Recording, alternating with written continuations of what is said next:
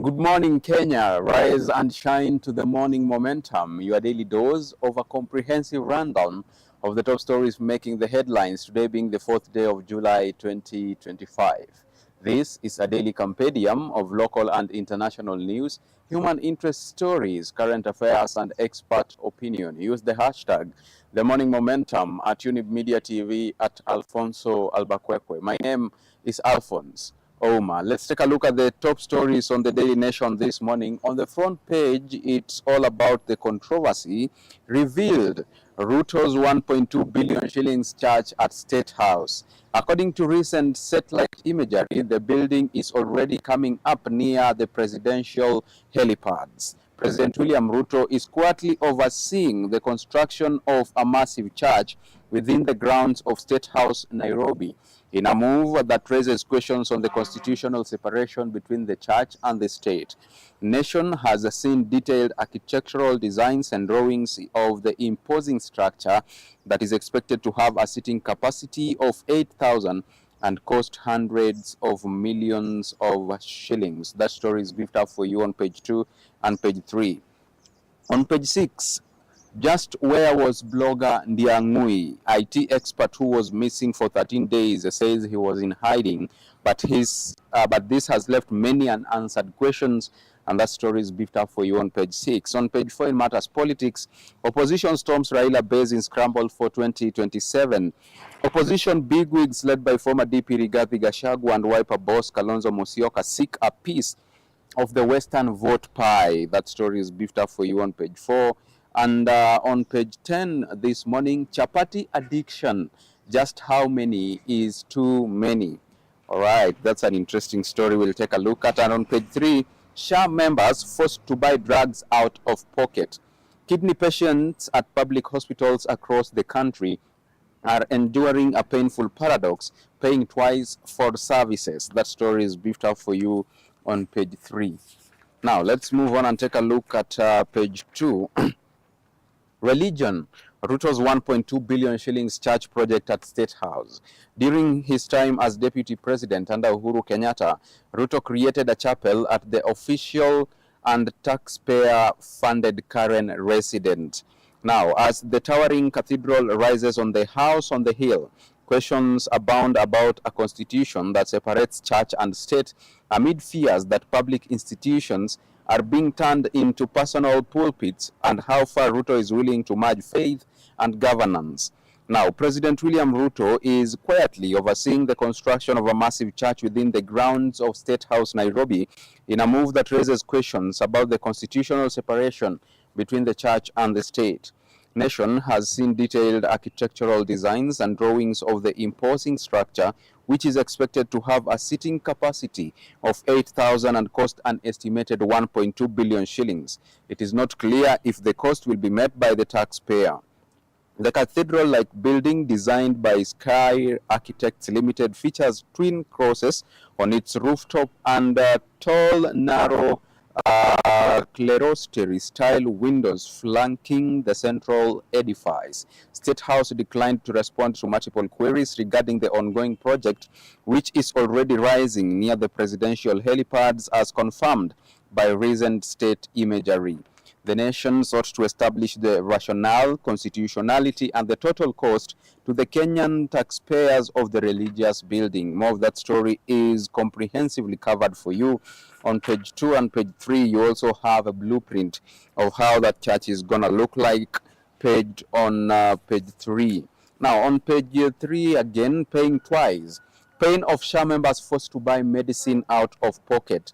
Kidney patients at public hospitals across the country are enduring a painful paradox despite paying thousands of shillings monthly to the Social Health Authority and government assurances that medicines are fully covered. They are still forced to dig into their pockets for essential drugs. The big question remains, up until when? And when will SHA start working? Where is the money that Kenyans are paying going to? Now, let's move on and take a look at page 4. Unfair tactics. Opposition team storms Raila's bastion in scramble for votes. State criticized for abusing powers by typing the stop typing by trying to stop the opposition team from holding rallies. Politicians say they are not in a hurry to pick a flag bearer as their focus remains on building support countrywide. At a glance, leaders caught Western votes. Opposition leaders have asked voters in the Western region to unite behind them to take power in 2027. They said National Assembly Speaker Moses Wetangula and Prime CS Musalia Mudavadi's presence in government had not brought any benefits to the region. They also criticized the leasing of public sugar mills, saying the process was opaque. That story is beefed up for you on page 4. And on page 5 this morning, ODM lawmakers demand action against Gachagua. MPs now want goons hijacking protests to cause mayhem arrested. They accuse the former DP of making statements that threaten national security. Now, a group of ODM lawmakers yesterday demanded that action be taken against former DP Rigathi Gachagua, accusing him of making statements that threaten national security. Addressing the media in Nairobi, GEM MP Elisha Odhiambo and the other lawmakers urged security agencies to investigate Mr. Gashagua's criticism of the state institutions, particularly the National Intelligence Service and its Director General Nordin Haji. All right. Now let's move on and take a look at page 6. Missing activist stands up as police barred from arresting him. DCI boss Mohammed Amin was also in court. Family's lawyer tell court he was in hiding due to concerns for his security. We are talking about the IT expert Ndiangui, who appeared yesterday in court and said he was in hiding for the last 13 days. Let's take a look at page 7. Mona's Torch police station where Ojwang had been held. He had been detained at Mawego police station following his arrest on June 7th. Unrest erupted when mourners carrying Albert Ojwang's body veered from the planned funeral procession. Now, angry mourners yesterday set ablaze Mawego police station in Rachuonyo, North Homa Bay County during the funeral service of the late teacher Albert Ojwang. The unrest erupted when mourners carrying Mr. Ojwang's body from Leader Market veered from the planned funeral procession and stormed the police station, reportedly in an act of vengeance over his death in police custody.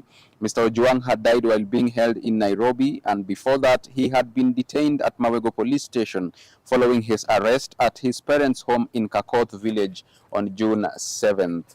All right, on page 7 again this morning, Gashagua's ally records statements over June 25th protests.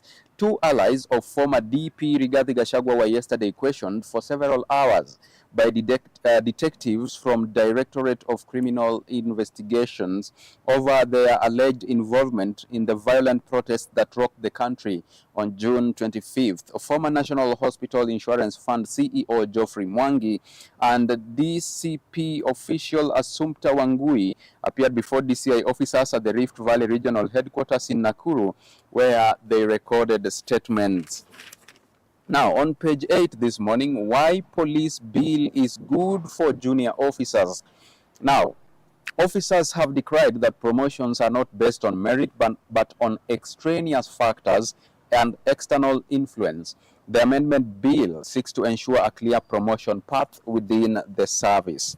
That story is augmented for you on page 8. Let's move on and take a look at page 10. Chapati addiction. Just how many is too many? This is all about diet. Nutritionists advised against preparing chapati with a lot of fat or oil. Consuming many chapatis even after workouts in the gym will do little to reduce one's pot belly. If you can go a whole day in Kenya without seeing, smelling, or, let's be honest, eating a chapati, you deserve a medal. This golden flaky flatbread is less of a side dish and more of a way of life. It is the unofficial currency of family gatherings, the unspoken bond between friends, and according to some, the only thing standing between them and an emotional gap. So the biggest question is, just how many is too many. My camera person is laughing behind the scenes. You'll catch up with that story on page 10. Let's move on and take a look at page 12.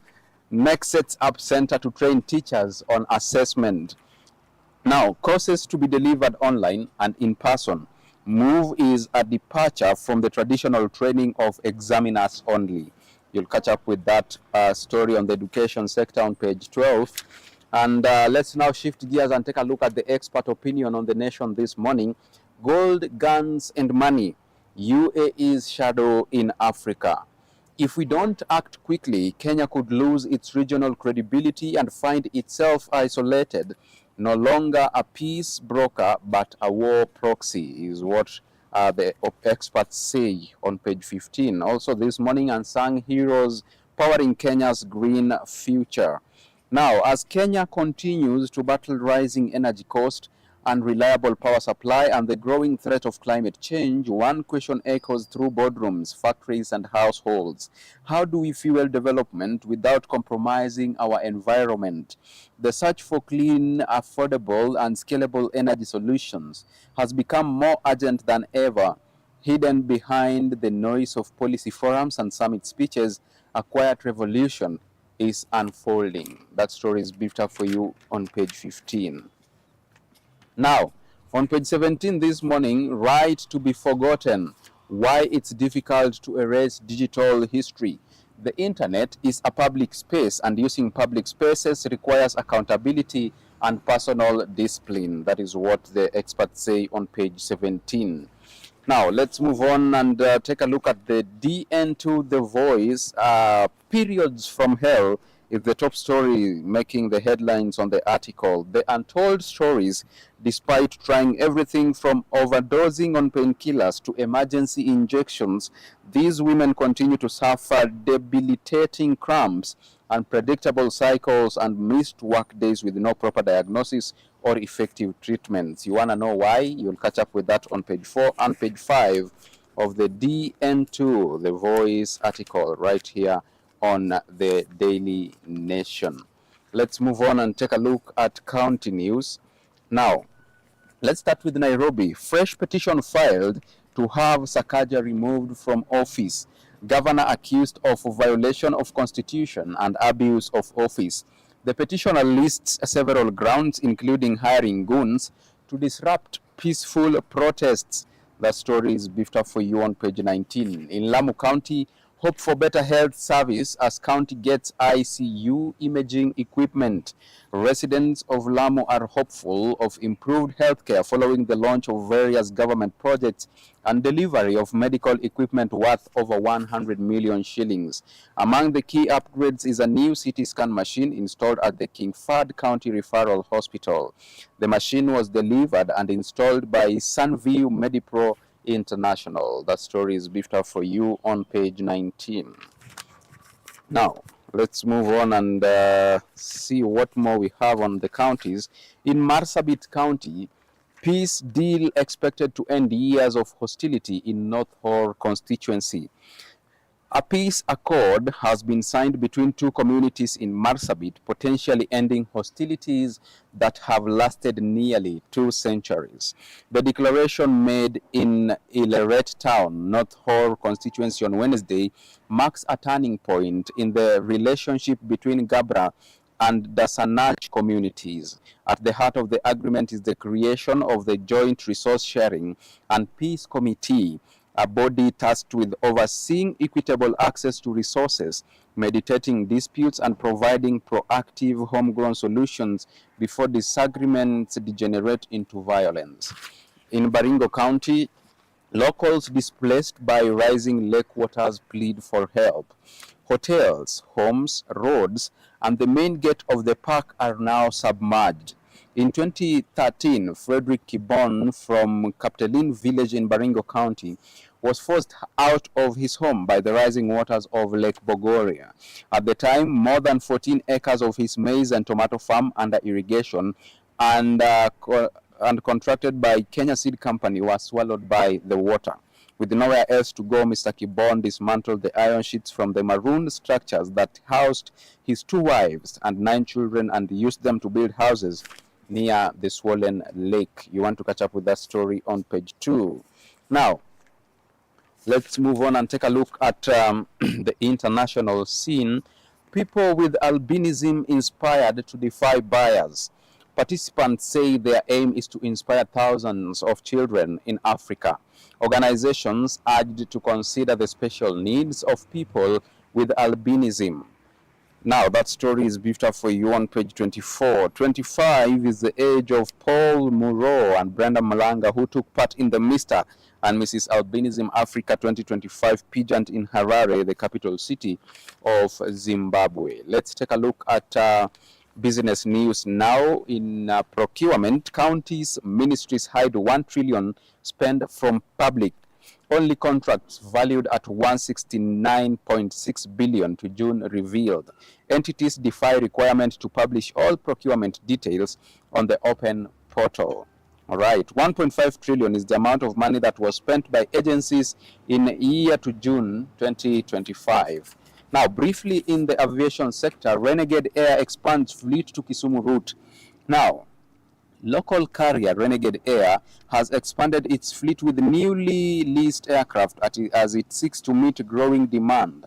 The newly acquired ATR 42-500 plane takes off Renegade Air's total aircraft fleet to 15 and will serve the airline's busy Nairobi-Kisumu route. Now, in the energy sector, quality tests for imported fuel to be done at Kenya Pipeline Company. Oil marketers will test petroleum products for quality and safety at laboratories owned by Kenya Pipeline Company in a shift meant to cut the turnaround times for test results and also reduce costs. This follows the signing of a deal between Kenya Pipeline Company and Kenya Bureau of Standards, where the tests will be undertaken at KPC's 7 laboratories, cutting the turnaround time for test results to 7 hours from 24 hours. Now let's move on and take a look at sports news. We start with golf. Legirma chases after 5th back-to-back win. Karanga, Muigwa and returning Balala will fancy their chances. KAG series leader, not hot favorite to win Limuru leg that's attracted 99 players. In athletics, women's 5,000 meters blockbuster in the making. In Eugene Diamond League, Oregon hosts 9th leg of 2025 Diamond League series at Hayward Field tomorrow. Tomorrow's race to feature world champion Gudaf and double Olympics champ Chebet, the Kenyan chasing world record. All right, let's move on and take a look at the cover page. Stars to warm up for 2024 CHAN in Arusha. Kenya will co-host the 2024 African Nations Championships with Uganda and Tanzania from August 2nd to 30th. Local leagues top scorer Shuma, Talanta FC's Osoro and Kenya Police striker Bajaber headline Harambee Stars squad for the tournament. Now, with that story of CHAN, we come to the tail end of the morning momentum this 4th day of July 2025. Thank you so much for choosing to stay with us and for choosing to watch the best youth television network in East and Central Africa. The program on air has been the morning momentum. Bye-bye for now. See you next week, same time, same place.